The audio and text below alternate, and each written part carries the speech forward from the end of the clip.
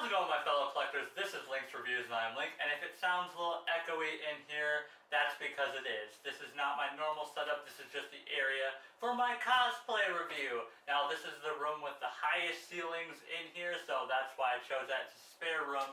It's been raining off and on all week, so it's literally the day before the convention, so I need to film this now. So unfortunately I gotta film this indoors. So, we're gonna move on to the underlayer below the jacket. We're gonna do that first. Then we're gonna do the main cosplay, then the second version that I created on the fly because I just wanted to keep going, and then I'll be showing you guys my Tokyo Ghoul cosplay again with some added things to it as well. So yeah. So I want to thank you guys again for all the recent subscribers. Our goal for the year is 500 and we're currently at 446. We are so close, guys, so close. I'm so happy that we're getting really close. So yeah. So enough with the chit chat. Let's get started, shall we?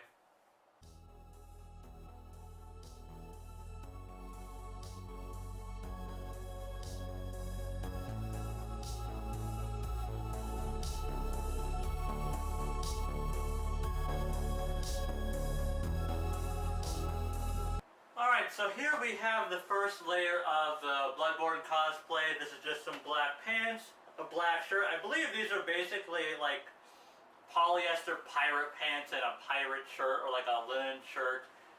We got my black fingerless gloves and boots. Nothing pretty much has changed besides I did make this, which is the Bloodborne Hangman's Cross, which I thought was absolutely awesome to make. Literally made from round, super thin round dowels, hot glued together with some black thin rope wrapped around it, nice and tight, turned out well. Also some brown and black spray paint on there. Absolutely fantastic. Now, on to the rest of the cosplay. Alright, so here is the upgraded original version of the Bloodborne cosplay. As you can see, there have been some slight changes. There's a belt with the strap. Here's the whirligig saw back harness. Here's some blood vials right here. Pretty cool. Red food coloring, dyed darkly for some darkness to the blood. Stays on there pretty well. It's this whole strap right here is velcroed onto here, so it's not going anywhere. So that's pretty cool. Got the face mask. Now the jacket itself has some alterations to it besides what I just listed off. The hood itself is hemmed off. I need to take these off. Because when I got this jacket, the hood was absolutely huge. So I sewed along the edges and cut it down. So now it is smaller. We've got the face mask on. I added some Velcro patches underneath the lapels so that they stay there. And then I also made this. It's the Bloodborne Hangman Cross, which is absolutely awesome. So I added the belt with the strap and the back strap, as I said. I've got a black pouch back here for my wallet, cash. If I can fit my phone in there, probably put that in there too. This right here is fully utilitarian purposes right here. You can take this out a little bit difficultly. Oh, sometimes if I take that out, cross it out like this, put it like this, and you can fit your whirligig saw right there on the ground so the blades are off the ground. That was the whole purpose for that. There we go. Now it's holding on there. Man, that was a minute struggle. I gotta take this hood off.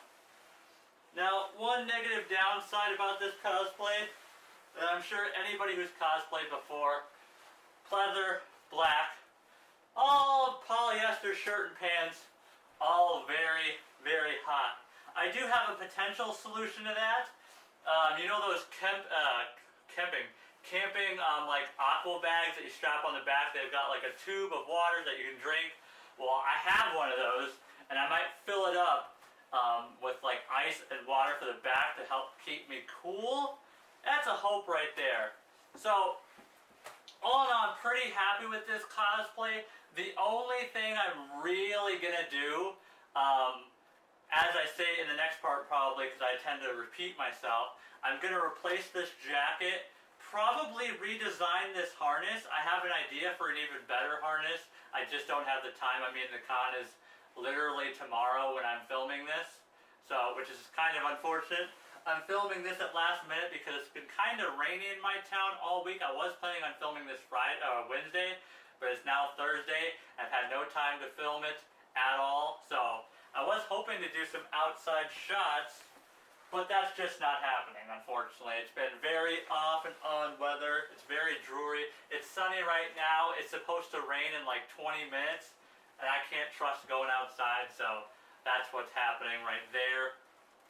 So the main problem that I have with this one is this harness is not strong enough for my whirligig saw, and you'll see that in a few minutes. Now, I can carry my whirligig saw around, but that's pretty much it, unfortunately. That's the only negative downside for me for this cosplay, but I'm definitely going to replace the jacket.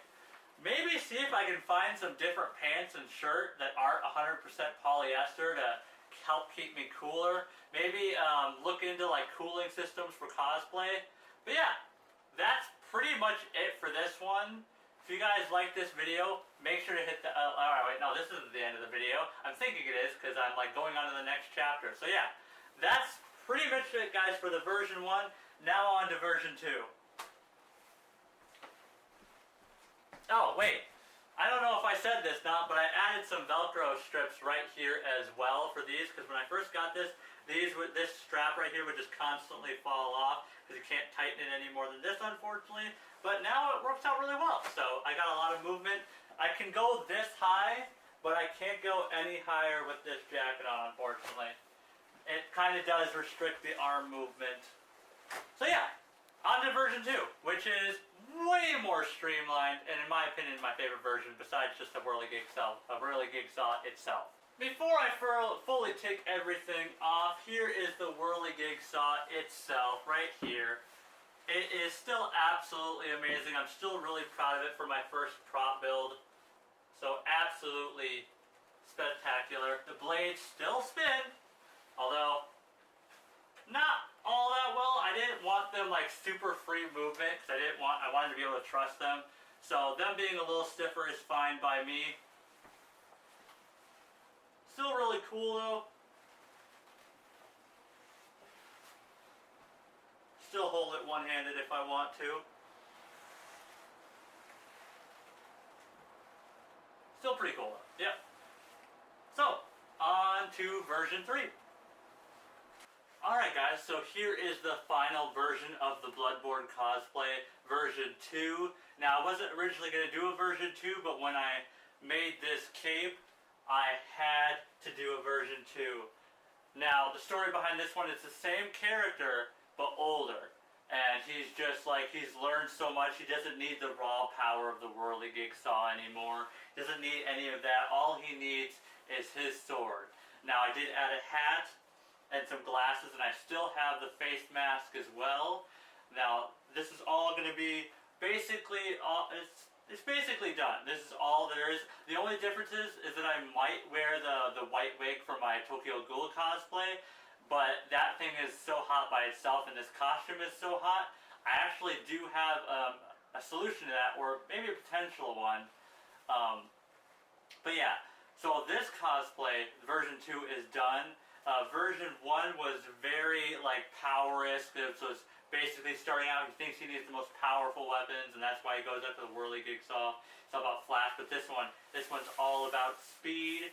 And if you watched my last con vid, you saw me buy this sword. Although it wasn't like this, it was just all black, so I taped off certain areas and then spray painted a metallic silver, and I was able to get like a silver edge to it. I made like a hoop out of, I don't remember what these strips are called. They're not Velcro strips, they're kind of like, you know like the backpack strips, they're kind of like those. I can't remember what they're called though. I added these glasses. I think these are a cool touch. Gives them like an older, more mysterious feel, and I just love how this cape turned out. I still have the pouch for both my wallet and my phone. This is just a singular belt. I still have the Hanged Man necklace. So yeah, all in all, this one is actually the one I'm most proud of besides the Whirligig Saw itself. The only thing is, though, is that before Anime Minneapolis, early next year, or later this year, depending on how you look at it, I am going to replace this jacket. This jacket has been through a lot of trial and error. A lot of trial and error. So there are marks and scuffs on it like you wouldn't believe. I've learned things. Like for example, for this cape, version 1 of this, or maybe the first prototyping basically of this one, because it's the first time I've ever really sewed, made a cape, cut a design out.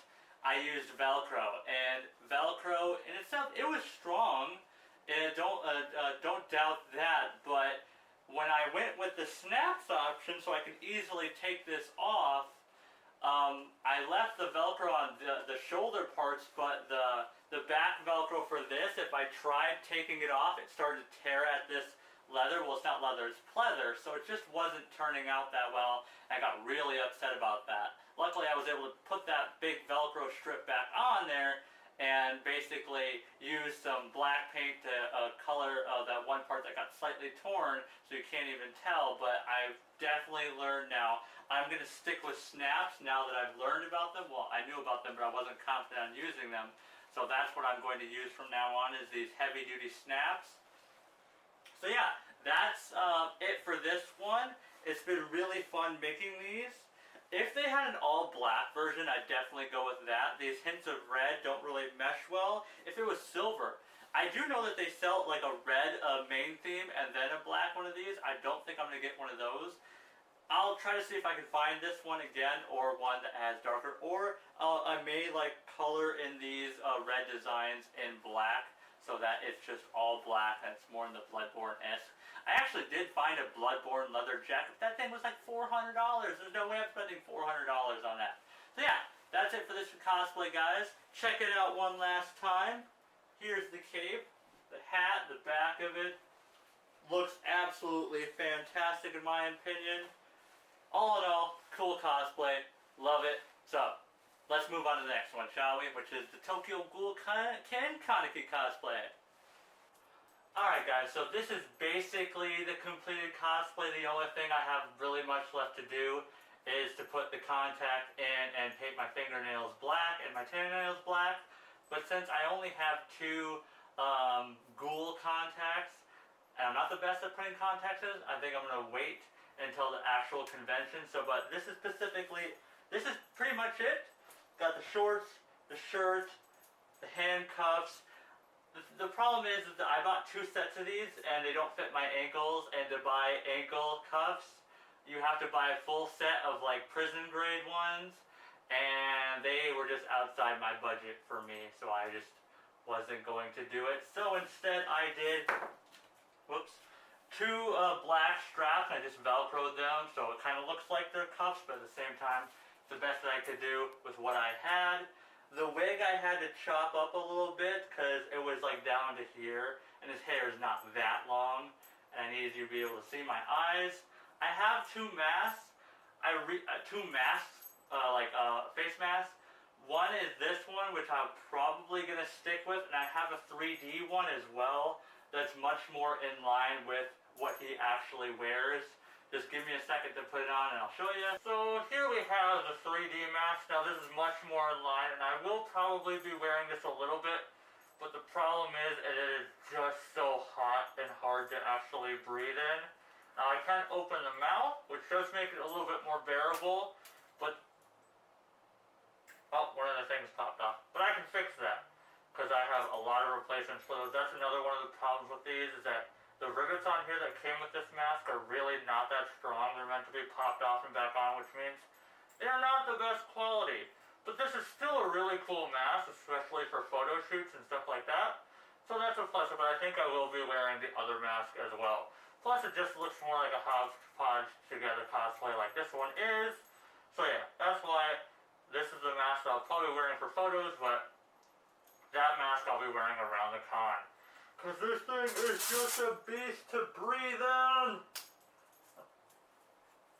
Whew! I gotta find find that other rivet piece, but luckily I have some extras.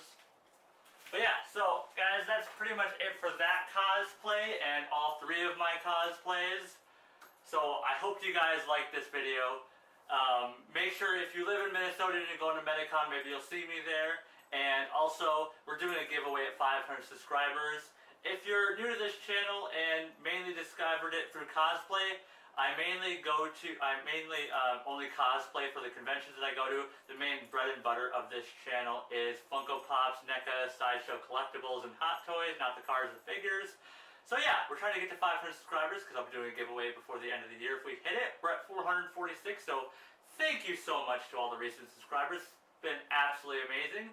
The 2 giveaways we are doing is 2 Black Like Marvel Funko Pops and 1 Mandalorian Season 2 Child with Cup Funko Pop. So if you want a chance to win, make sure to hit that like button and share and subscribe.